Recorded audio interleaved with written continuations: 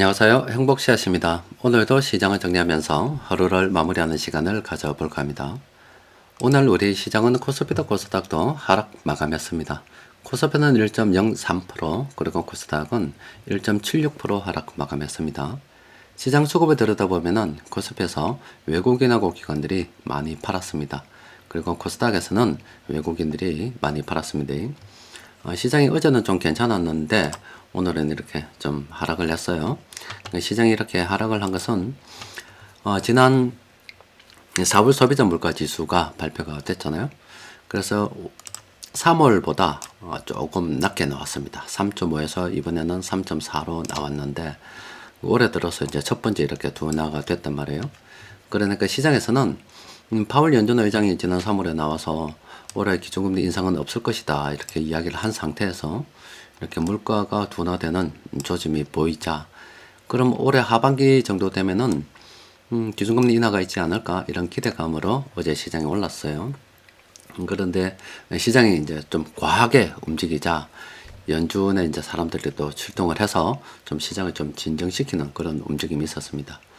그래서 연준 위원들이 금리를 갖다가 좀 더 긴축을 끌고 가야 된다 이런 이야기, 아직도 뭐 둔화에 대한 확신은 뭐 어떻다 뭐 이런 이야기 하다 보니까 시장에서는 실망을 해서 오늘 시장이 하락했다라고 볼 수가 있겠습니다.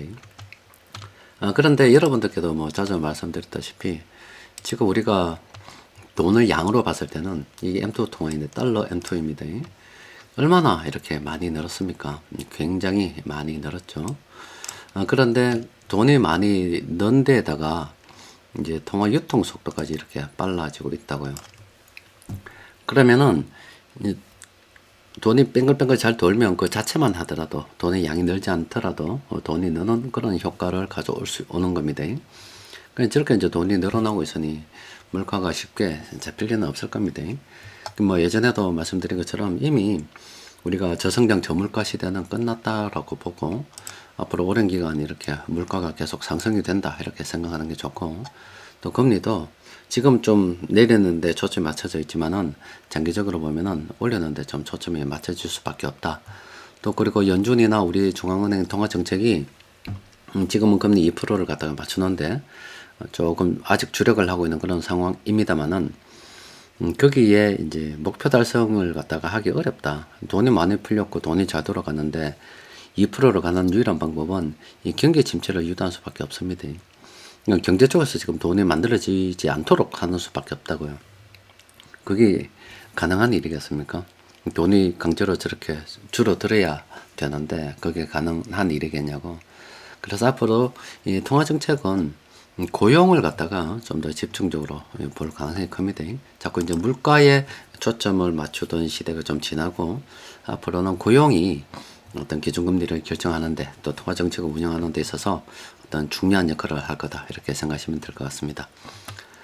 시장 수급을 업종별로 들여다보면은 외국인들이 이 전기전자 업종 많이 팔았습니다. 시가총액이 큰 업종이고 이거는 이미 물량을 또 많이 가지고 있고요. 또 뭐 전기전자 업종 관련해서 여러분들께 자주 말씀드리는 게 이제 인공지능 관련해서 태동기다 이렇게 보시면 됩니다. 성숙기로 가려면 시간이 많이 필요하겠죠. 그럼 반도체 수요가 늘어날 건 분명합니다. 그러니까 이런 것들은 그냥 시장 가지고 노는 거다 이렇게 보시면 되는 거예요. 우리는 장기적으로 볼 때는 계속 조정이 올 때마다 물량을 매집하는 그런 포지션을 취해야 됩니다. 그리고 그 가운데에서도 이 세력들이나 기관들이 오늘 공통으로 매집한 게 이 의약품 쪽은 매집을 했고요. 외국인들은 음식료, 뭐 가스 이쪽으로 오늘 매집을 했습니다. 세력들이 물량을 모아가는 거 계속 가야 되고, 지금 우리가 환율도 좀 보여드렸는데 우리가 지금 우리나라 환율이 이렇게 가다 97년도에 한번 이렇게 갔다가요. 또 그리고 쭉 가다가 2008년도 이렇게 한번 또 굉장히 높은 시절이 있었죠. 그 이후에 뭐 이렇게 높아졌다가 지금 어느 정도가 있냐면 한 요 정도가 있습니다. 그러니까 지금 우리 환율 수준이 한 97년도 우리 IMF 한국에서 급격히 외국인들이 돈 빼갈 때 그 정도. 그리고 전 세계 금융위기가 오니 이때는 뭐 금융기관들이 사활을 걸고 생존에 대한 문제이기 때문에 다 팔아제끼고 달러를 미국으로 가지고 가던 때입니다. 그때와 비슷한 수준의 지금 우리가 환율이 이렇게 딱 유지가 되어 있습니다. 그럼 지금 이 1달러에 뭐 우리가 한번 뭐 1,400원 합시다. 1,400원으로 바꿔서 한국 주식을 샀단 말이에요. 그럼 나중에 이제 환율이 이제 달러의 흐름이 바뀐다라고 말씀드렸잖아요. 세력들이 기준금리를 자꾸 쳐다보는 게.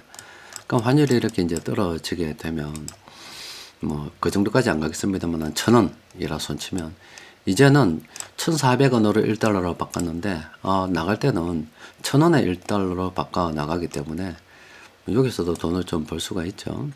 그러니까 외국인들 입장에서는 지금 우리 한국 주식을 사도 손해보지 않는 구조입니다. 이중으로 돈을 벌 수 있기 때문에 계속 이래 매집할 때 우리도 뭐 계속 함께 매집하는 게 좋겠습니다.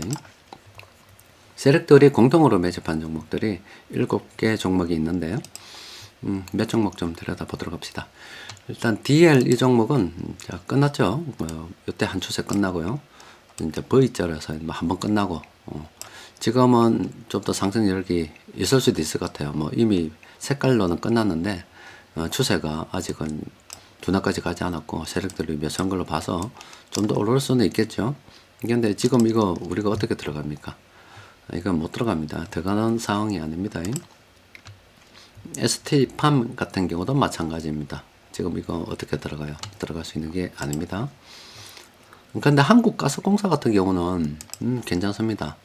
뭐 어디서 꺼내야 되나? 요선 끊고 뭐 요선 끊고 그러면 이제 끊고 난 다음에 일단 빨간색이 많으니까 상승 여력이 높다라고 보면 되고 이때는 지하실 파고 들어갔기 때문에 총을 한번 빵 쏴도 되는 거예요. 그리고 뭐 그 이전에 뭐 총사야 되는 지점이 좀 몇 군데 있었죠. 요도 총사도 되고 요도 총사되고 이거는 이제 브레이크 걸린 지점이고 하락이 마무리되는 거. 브레이크 이전에 세력들이 이렇게 돈을 좀 들고 들어왔고 이때 이후부터 지금 세력들이 계속 들어와 있는 거예요. 그러니까 세력들이 들어와 있다는 겁니다. 누군가 돈을 꼽아놨다는 거예요. 사실은 뭐 매수로 치면은 사도 되죠. 총설 지점이 아니라서 그렇지. 이게 또 뭐 들고 있다 그러면 계속 긍정적으로 봐도 되지 않을까 싶어요. 한글과 컴퓨터는 이거 어떻게 들어갑니까?